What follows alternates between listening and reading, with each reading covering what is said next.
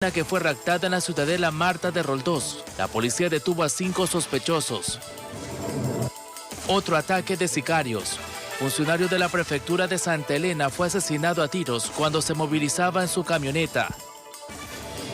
Extorsionadores colocaron un taco de dinamita fuera de un negocio en el norte de Guayaquil. Personal del GIR acudió y retiró el explosivo. Se suspendió la audiencia de juicio contra el ex vicepresidente Jorge Glass dentro del caso de reconstrucción de Manabí, que investiga un presunto peculado. La decisión se debió a la falta del segundo informe de evaluación psiquiátrica al ex segundo mandatario. La nueva diligencia será el 17 de junio. En lo internacional, en Chile, sismo de 6,4 grados causó alarma y daños en varias edificaciones del norte de ese país, donde al menos 30.000 personas quedaron sin energía eléctrica. Así empieza la noticia, emisión estelar.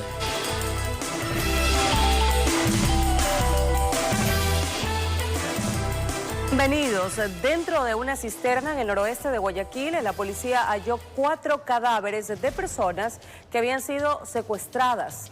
Una de las víctimas es la ciudadana china que fue raptada en la ciudadela Marta de Roldós. La policía presentó a 5 aprehendidos, se hizo un llamado a la función judicial porque previamente dejaron en libertad a otros 2 implicados.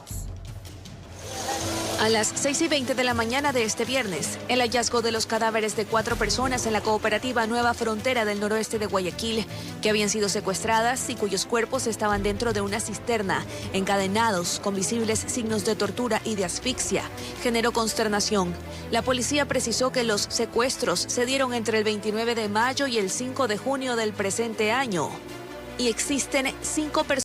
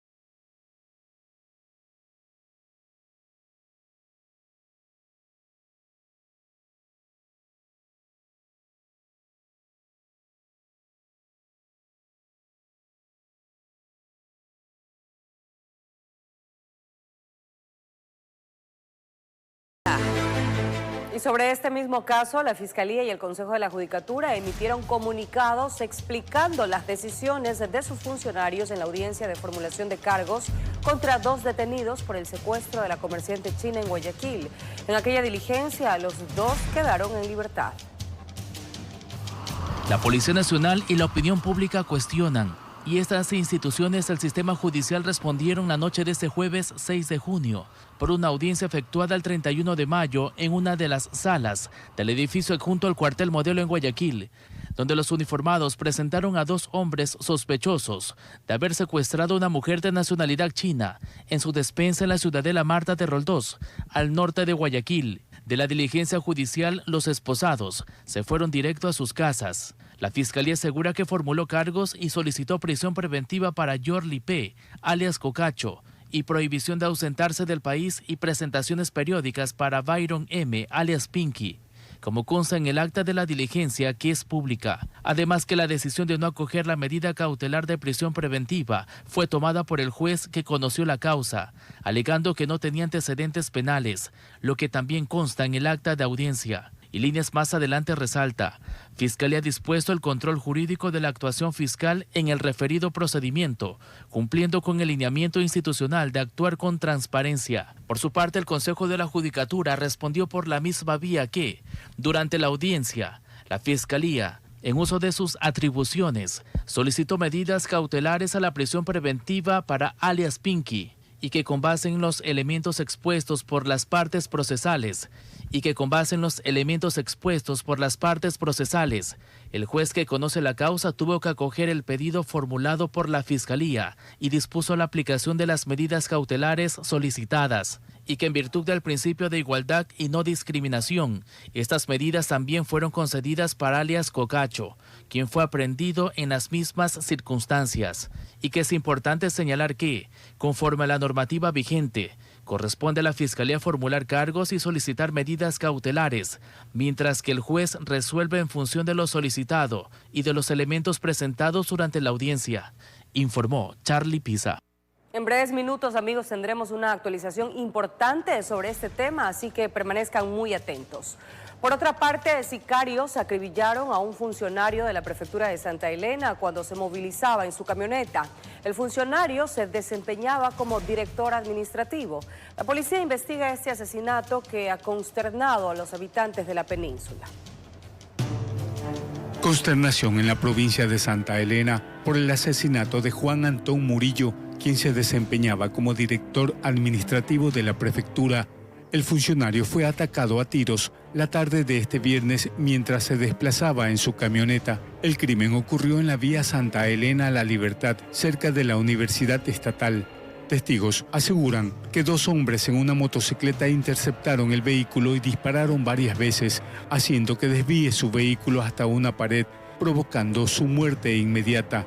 Nuestras unidades investigativas y de inteligencia ya se encuentran recopilando la información para establecer una línea de acción investigativa.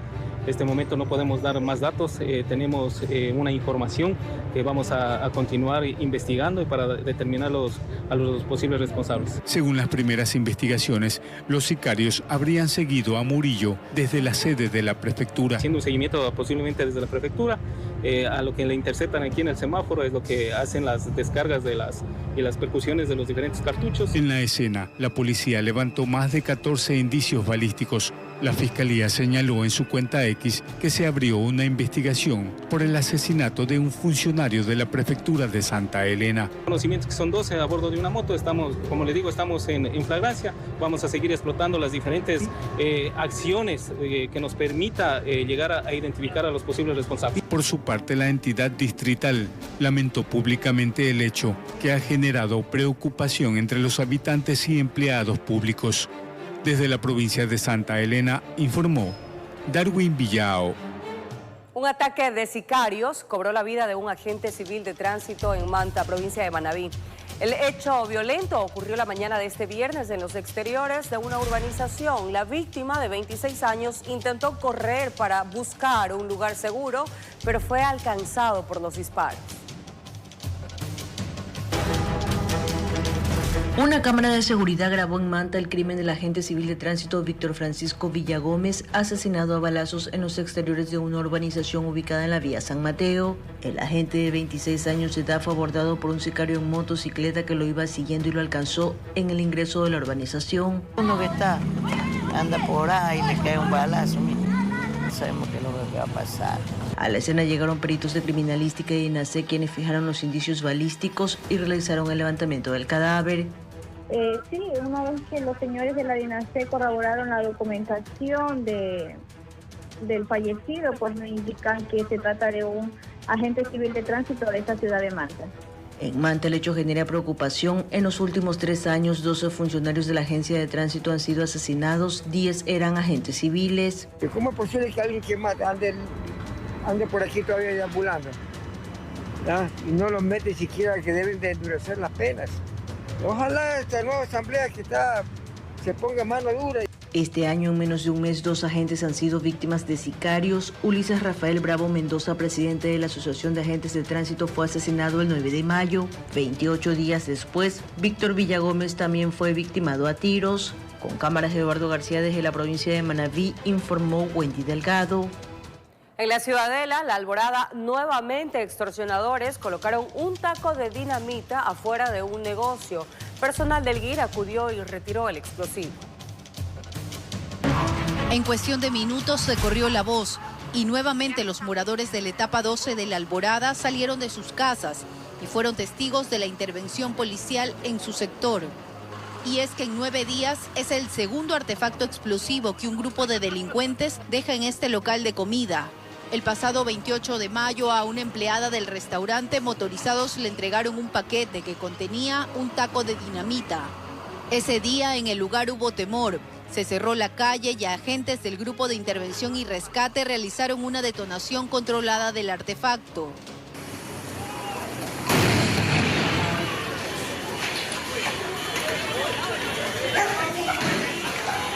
Sí, ya hubo un atentado con un taco de dinamita. Ahora hay un paquete grande que dejaron 2 motos en la mañana.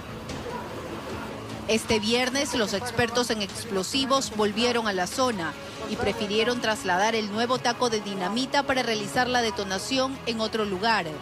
Envolvieron el artefacto en este material especial que tiene un grado de blindaje, mientras agentes de criminalística levantaron los indicios. En tanto que los vecinos piden ayuda, señalan que los negocios de otras etapas de La Alborada ya están pagando vacunas para evitar atentados y secuestros. Aquí no habían llegado, pero los otros en la 8ª etapa, en la 3ª etapa, en todo lado. ¿Cuánto está pidiendo el señor? Ni idea. El hombre tiene otro negocio, creo que en Sauces 4 también, entonces. Ahora lo que pedimos nosotros es que se vayan los negocios para que nos dejen vivir en paz.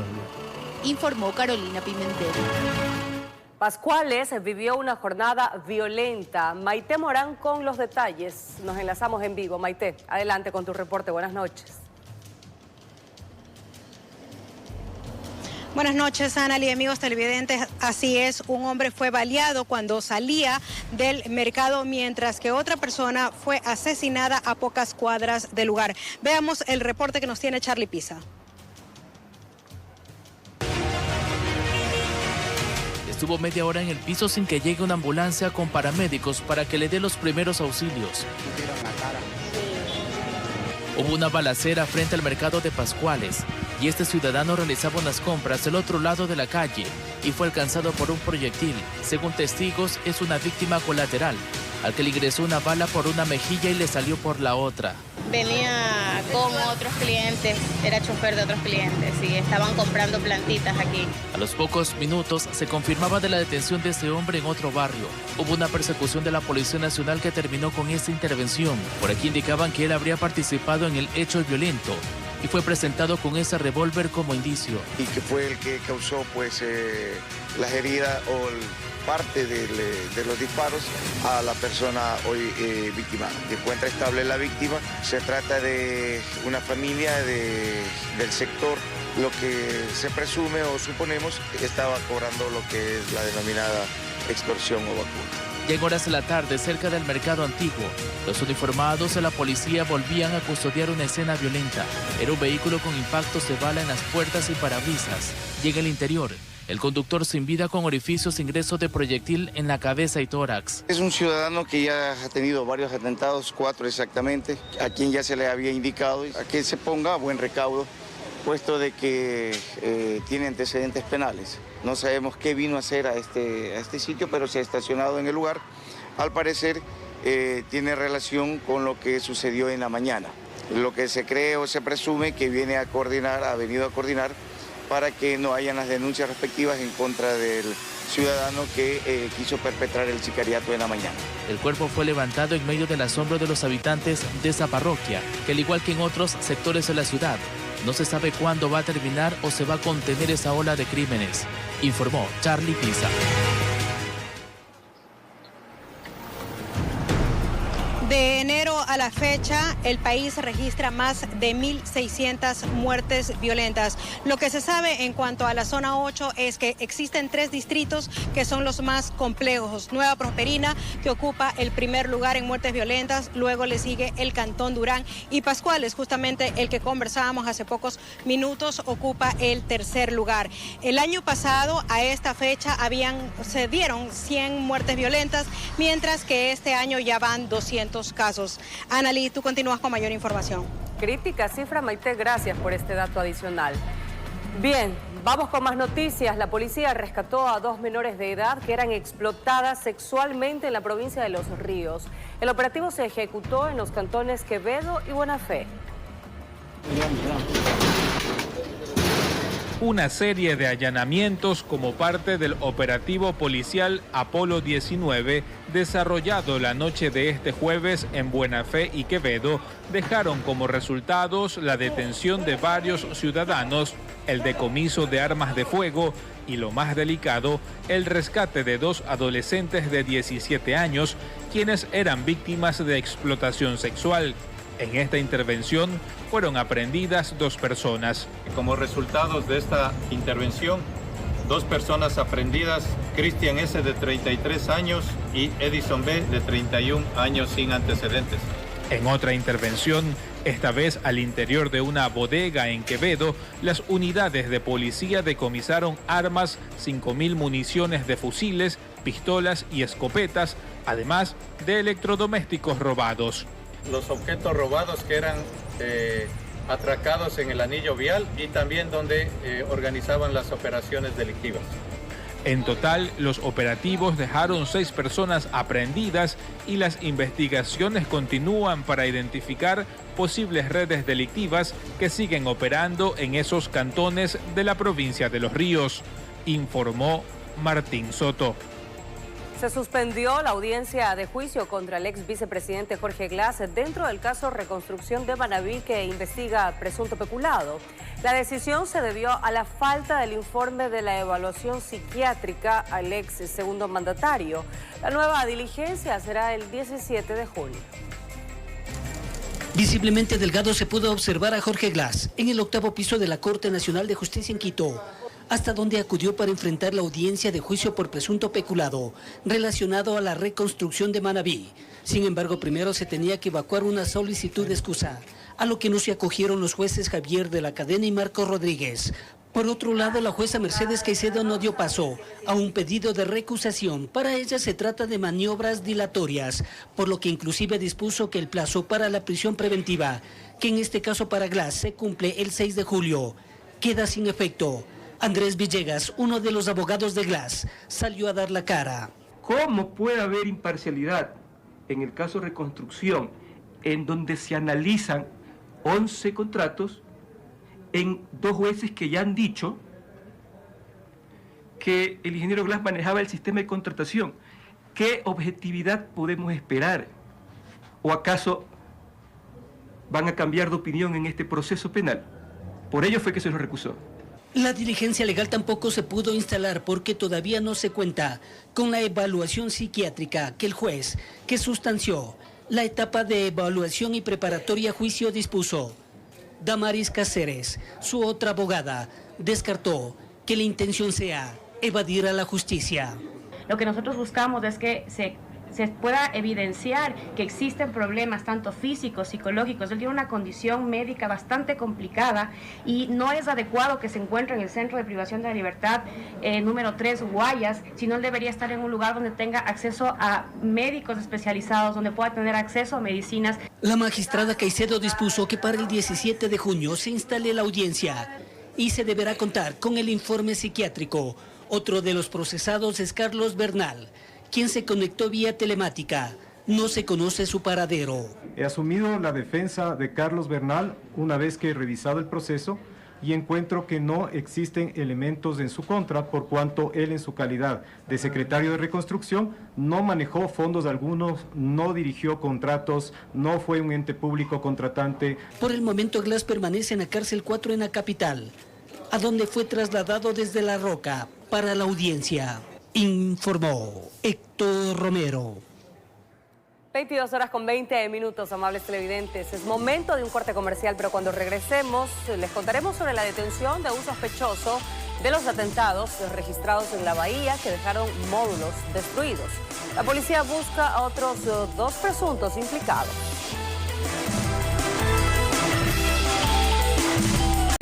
Gracias, amigos, por permanecer en nuestra sintonía. En el comando de policía de la zona 8 fue presentado un detenido por su presunta implicación en los atentados registrados en la bahía centro de Guayaquil que dejaron módulos destruidos. La policía busca a otros 2 sospechosos.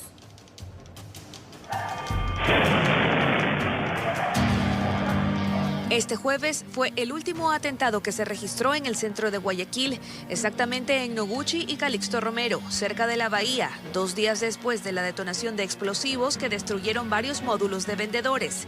El corazón de Guayaquil se infarta por los extorsionadores. Uno de los involucrados en los ataques fue aprehendido en el sector de Trinitaria, al sur de Guayaquil, tras labores de inteligencia de la policía. Se desembarcó un sujeto de la moto y en el vehículo se trasladaron hasta San Francisco frente a la penitenciaría. En este lugar ingresan a ese sector y se visibiliza que el vehículo sale nuevamente hasta la Trinitaria Sur y ahí se estaciona. Entonces se realiza el allanamiento y se le encuentra en ese vehículo y está ahí a esta persona. Michael B.C., de 27 años, tiene antecedentes por robo. La policía indica que junto a otros 2 miembros de la banda, a quienes aún buscan, utilizan explosivos improvisados y se toman el nombre de un grupo armado organizado para generar zozobra entre los comerciantes. O sea, no constituye de que sean parte de los dos, más bien presumimos de que son unos sujetos aislados que se toman el nombre de esta GDO para causar más terror. El juez de turno aceptó los elementos de convicción presentados junto al pedido de fiscalía y dictó prisión preventiva. Se procesa este caso como terrorismo, informó Adriana Peralta. Las autoridades gubernamentales y seccionales reunidos este viernes con los comerciantes del sector de la bahía acordaron establecer mesas técnicas de trabajo para coordinar acciones de seguridad para ese sector comercial del centro de Guayaquil que ha sido blanco de ataques explosivos por parte de extorsionadores.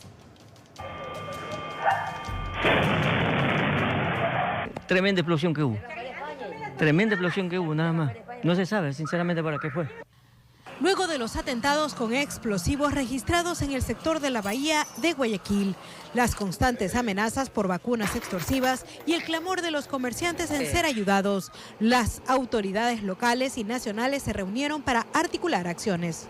Todos los viernes nos vamos a reunir a las 4 de la tarde aquí en la Gobernación para ir evaluando cómo va desarrollándose este programa de seguridad que es integral. ¿Qué quiere decir esto? Que tiene que ver con la recuperación del espacio público, con el orden y el adesentamiento de las bahías, no solamente con el patrullaje que se ha aumentado. Por su parte, los miembros de la Asociación de Comerciantes pidieron a las autoridades la construcción de una instalación policial. Construir un UPC en el sector de la bahía. Un UPC con una unidad de flagrancia que esté dentro de los límites de la bahía, porque los 2 UPC están muy alejados del sector de la bahía. Ante esta solicitud, el municipio de Guayaquil se comprometió a colaborar. El día lunes vamos a hacer una visita técnica para escoger el lugar que técnicamente la Policía Nacional en este caso indique y si tenemos ya un espacio, porque hay unos PAI que estaban anteriormente que hoy no se están utilizando, que podríamos adecuarlo de manera más rápida, lo haremos. La intención es no solo un puesto donde esté un policía, sino que como hemos hecho en otros lugares de la ciudad, un centro de monitoreo de las cámaras del sector para que esté una persona 24 horas, los 7 días a la semana, que tengamos atención médica directa, que tengamos las camionetas que hemos puesto también a disposición de la señora gobernadora, 5 vehículos para que permanentemente se encuentre todo solo en la bahía. Informó Maite Morán. Hasta $20,000 exigían los miembros de un GDO en Esmeraldas para no matar a comerciantes. Los vacunadores, entre ellos 3 personas privadas de la libertad, contaban con apoyo de mujeres, quienes se encargaban de la contabilidad tras los delitos.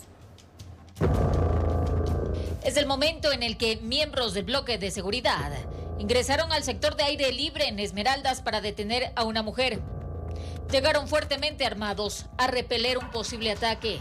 La sospechosa es la ciudadana de rojo, a quien se la llevaron detenida ante la mirada atónita de los vecinos, quienes a voz baja murmuraban lo que ya todos sabían. Supuesta integrante de un GDO, su función era crucial. Prestaba su cuenta bancaria, dice la policía, para que le depositen dinero de las extorsiones y esta, a su vez, los distribuía a los integrantes del mencionado grupo delictivo, es decir, era su contadora. Un día después, un nuevo golpe de los uniformados, donde consta también otra mujer, cuyo rol es el mismo. Manejaba las finanzas producto de las vacunas a comerciantes del sur de Esmeraldas. Fue detenida junto a otro cómplice, quien le ayudaba a dejar los panfletos. Pedían $20,000 a los emprendedores turísticos. Atando cuerdas, identificaron que ella es la esposa de uno de los 3 PPLs también detenidos en esta intervención, pues desde la cárcel y con celulares ocultos ordenaban las extorsiones.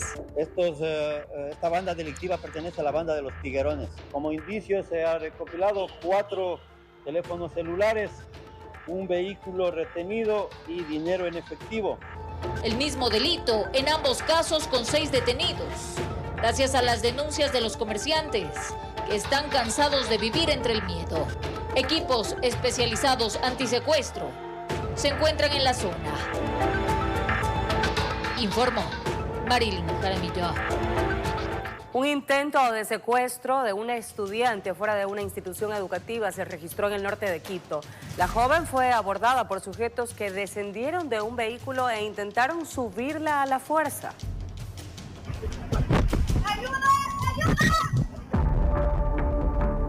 Observe con atención. Es una estudiante que se encontraba sentada fuera de una institución educativa en el norte de la capital mientras esperaba ser retirada por sus familiares, sin imaginar que varios sujetos intentarían subirla a la fuerza a un vehículo en un claro intento de secuestro.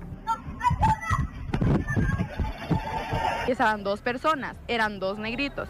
Ya los 2 se bajaron del carro y la chica estaba sentada ahí y la chica grita, ayuda, ayuda, ayuda. Y justo habían unos contenedores aquí y la gente bajaba, pero no le veían, pero nadie le ayudaba. Y la chica era ayuda, ayuda, ayuda, ayuda. Ahora usted viene a dejarle a su hija y también la espera cuando salga, por seguridad. Sí, por seguridad. Hay que estar pendientes de ellos. La joven puso resistencia, gritó, forcejeó y logró evitar que el secuestro se concrete. Pero los agresores la golpearon y le arrebataron sus pertenencias. Le arrastraban y la chica se tenía ahí. Se sostenía del suelo.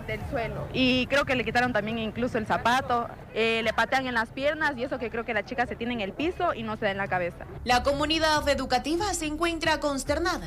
No solo por este hecho, sino porque aseguran que varios estudiantes han sido amenazados por individuos que se acercan a exigirles dinero o los convierten en víctimas de actos delictivos. Vienen mucha gente a amenazar, más que todo a decir que les metan a las bandas, amenazándoles incluso con la familia, pero bueno, eso también toca tener al margen de la policía, nunca casi pasa por aquí. Incluso nosotros que hacemos aquí guardia, también al salir saben robarle a los padres de familias también. O sea, la inseguridad total. Frente a esta situación solicitan mayor presencia policial y vigilancia constante. Señalan que no basta con patrullajes ocasionales. Se necesita una acción sostenida para garantizar la seguridad. Ellos, los policías, dicen que vienen, y no vienen los policías. Intentamos conversar con las autoridades de la institución, pero hasta el cierre de este reportaje no obtuvimos respuesta. ¡Ayuda! ¡Ayuda! Informó Ailis Morán. Una balacera se reportó la mañana de este viernes en un centro médico en Durán.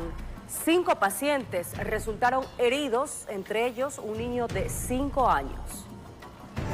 2 hombres armados ingresaron por esta calle en contravía. Iban a bordo de una motocicleta y empezaron a disparar. Las balas afectaron a quienes esperaban afuera de un dispensario muy conocido del cantón Durán, donde a diario cientos de pacientes son atendidos. Eran las 8 de la mañana cuando decenas de personas hacían fila y otros aguardaban su turno en esta sala de espera en un cerramiento. La ráfaga de tiros causó terror en el lugar. Hubo gritos, pacientes y familiares trataron de esconderse en consultorios y baños y el resto de los presentes se tiraron al piso.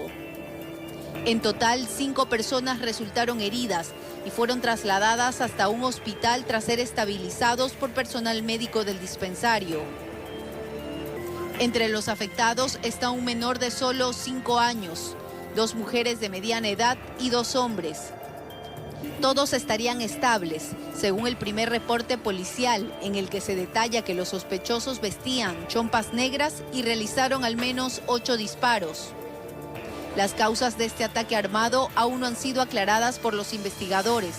Sin embargo, el dispensario publicó este comunicado, aclarando que el suceso no tiene ningún vínculo con la institución. Informó Carolina Pimentel.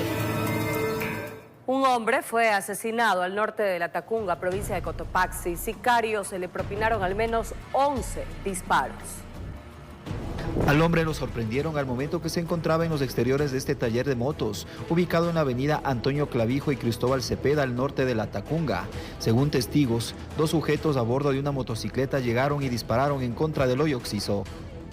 Estábamos conversando así de las motos. Cuando estábamos así, conversa, cuando atrás, pero era durísimo. Metralleta parece que era.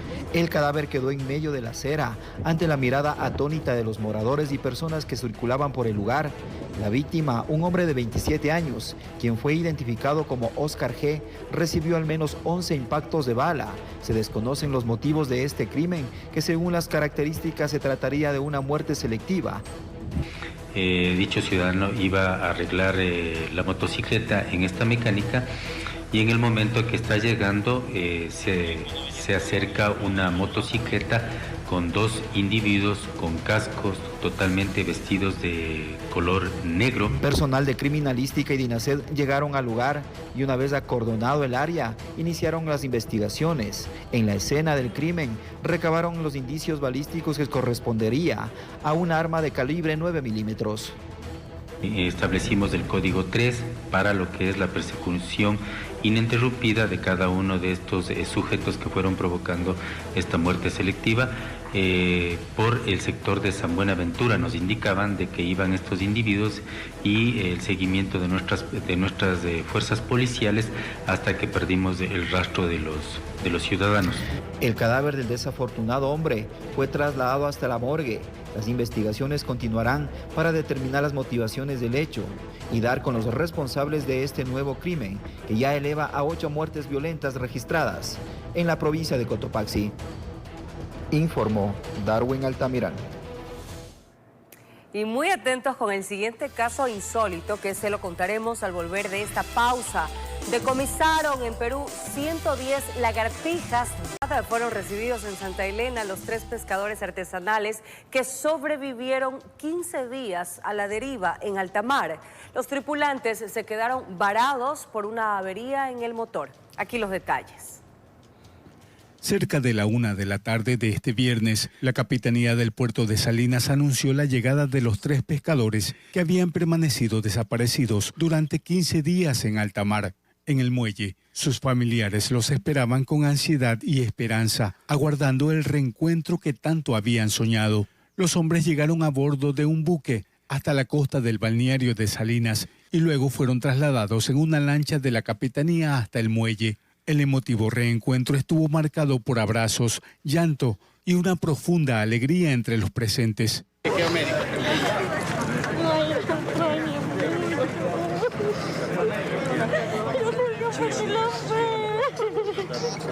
Los pescadores artesanales habían quedado a la deriva a más de 100 millas náuticas hasta que una embarcación los localizó y los remolcó a salvo. La fibra que las encontró no podía remolcarle hasta tierra, por eso le digo que llegó hasta 100 millas náuticas y de ahí ya se quedaron sin combustible. Por ende, nosotros tuvimos que remolcar a las 2 fibras y la primera fibra que les ayudó se quedó en Manta, apenas a unas 50 millas, donde ya pudieron navegar por sí solos. Según informó el capitán del puerto, la experiencia en el mar y los conocimientos adquiridos en cursos de supervivencia fueron claves para resistir tantos días en condiciones adversas. También hacen varios cursos que se hacen en la autoridad marítima, el curso OMI básico, donde les enseñan técnicas de supervivencia, y eso muchas veces en esta ocasión les ha servido muchísimo porque han podido permanecer estos 15 días y están en un estado de salud bueno. Los familiares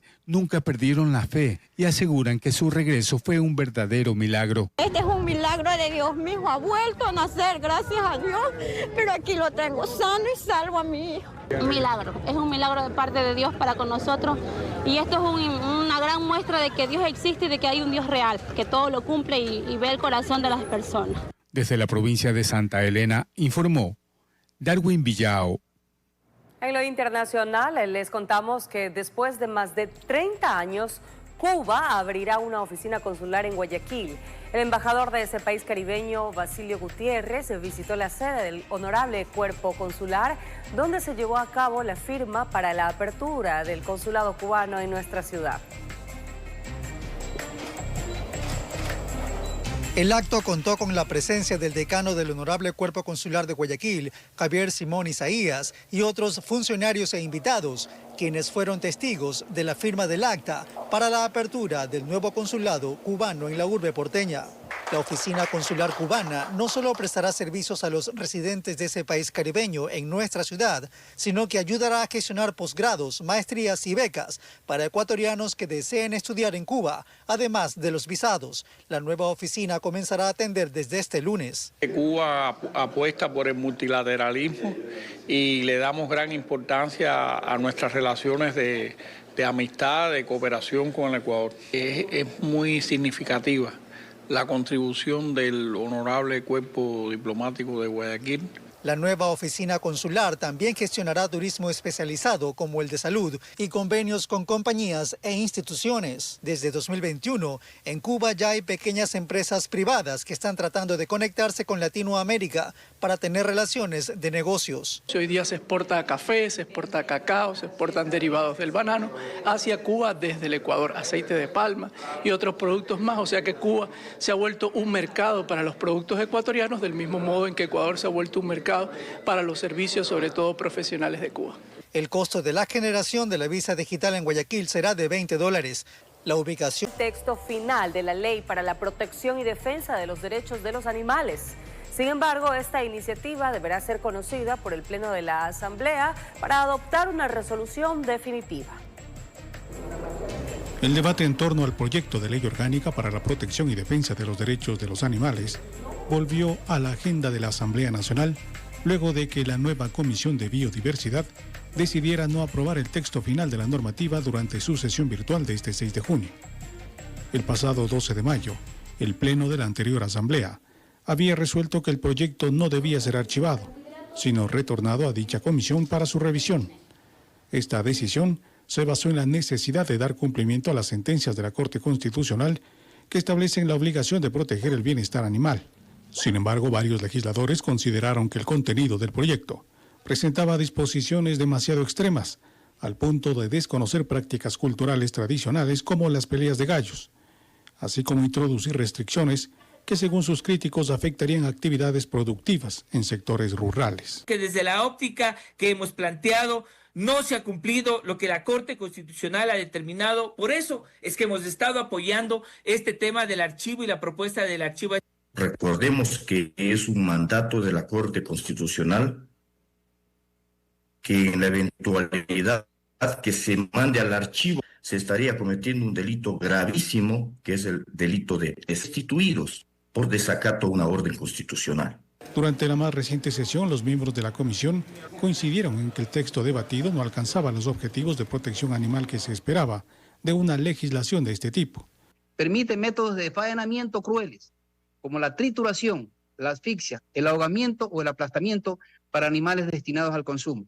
Como resultado, la moción para aprobar el informe final del proyecto no obtuvo respaldo suficiente. El texto final de este proyecto es el resultado de múltiples criterios que, lejos de complementarse, dieron lugar a una propuesta extensa, desordenada y carente de coherencia técnica y jurídica, mi voto es en contra del texto. De acuerdo con la Ley Orgánica de la Función Legislativa, el texto deberá regresar al Pleno de la Asamblea, donde esta instancia decidirá si la propuesta es aprobada, rechazada o finalmente archivada. Informó Miguel Ángel Bedoya. Queridos amigos, así finalizamos. Les envío un abrazo muy, pero muy fuerte a la distancia. Que disfruten